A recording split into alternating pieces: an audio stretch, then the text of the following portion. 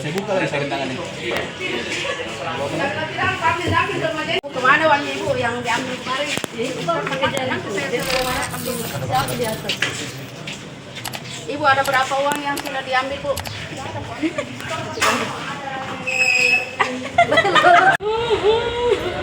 Salam sejahtera. Iya, siapa yang suruh menurutnya? Mungkin setelah kita buka ini di media ada laporan-laporan baru, nanti tidak menutup kemungkinan akan ada lagi. 05/1 Romawi 2025 Polsek Lamasi Polres Luwu pada tanggal 16 Januari 2025. Tidak ada korban-korban lainnya yang menjadi korban dalam penerimaan atau seleksi penerimaan anggota Polri. Rekan-rekan sekalian, untuk pengungkapan ini laporan polisinya sebanyak 4 laporan polisi, yang berarti ada sekitar 4 orang korban dari tindak pidana penipuan ini. Dimungkinkan ada korban lain, oleh karenanya jika masih ada yang merasa menjadi korban dari dugaan tindak pidana penipuan ini, dipersilahkan untuk bisa melaporkan ke pihak kepolisian. Yang pertama, berdasarkan nomor laporan polisi LPB 05/1 Romawi 2025 Polsek Lamasi Polres Luwu pada tanggal 16 Januari 2025.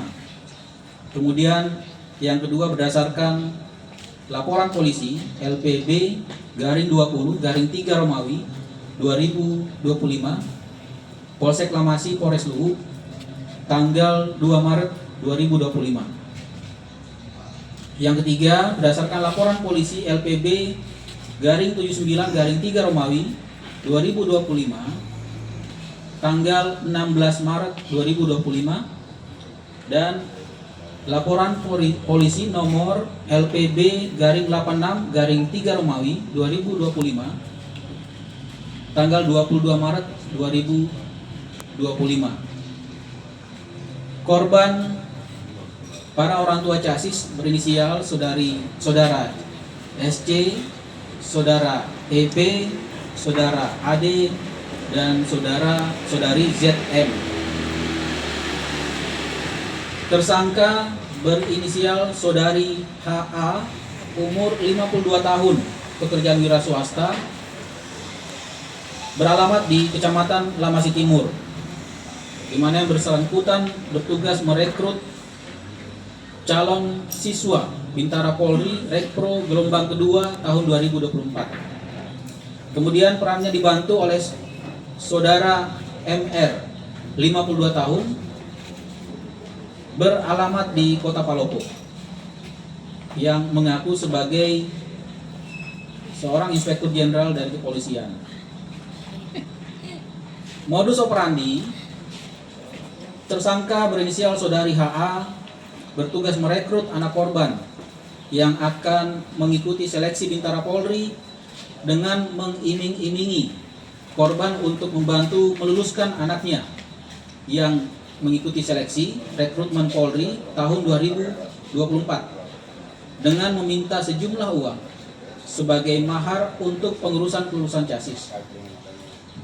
Adapun besaran uang mahar tersebut jumlahnya bervariasi di kisaran 300 juta hingga 400 juta rupiah untuk setiap casis, dan atas adanya iming-iming tersebut tersangka telah mengambil uang korban sebagai DP antara kisaran 25 juta hingga 300 juta rupiah.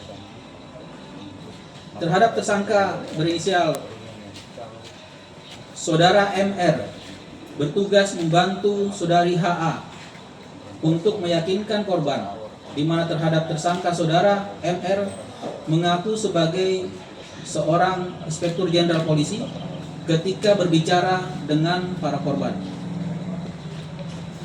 Dalam menjalankan aksinya, tersangka meyakinkan para korban bahwa anak korban sebagai casis sudah pasti lulus, karena yang memegang atau mengurus adalah seorang irjen yang merupakan jenderal polisi, di mana saat dalam menjalankan aksinya, tersangka saudari HA menghubungkan para korban kepada tersangka saudara MR yang berkedok sebagai seorang jenderal polisi pada saat itu.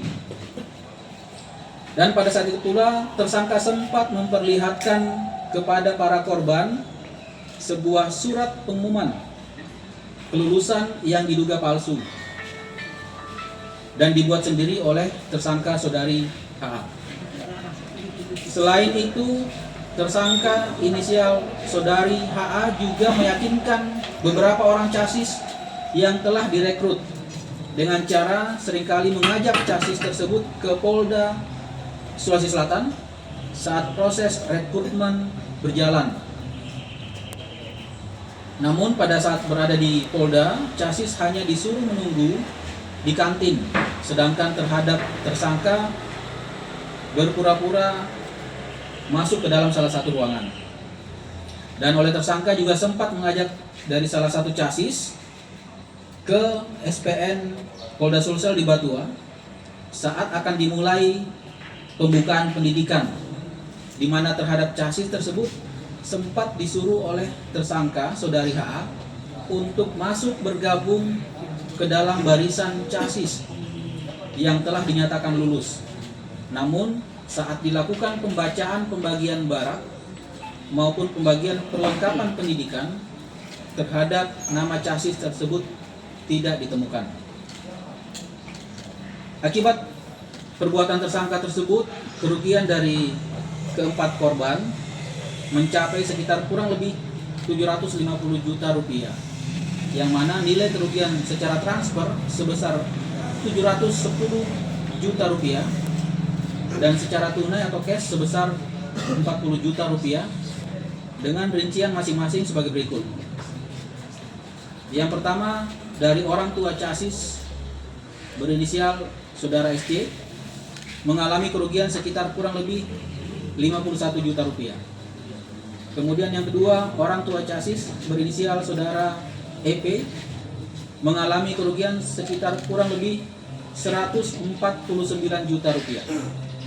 Kemudian yang ketiga, orang tua casis berinisial saudara kaitannya dalam penerimaan anggota Polri.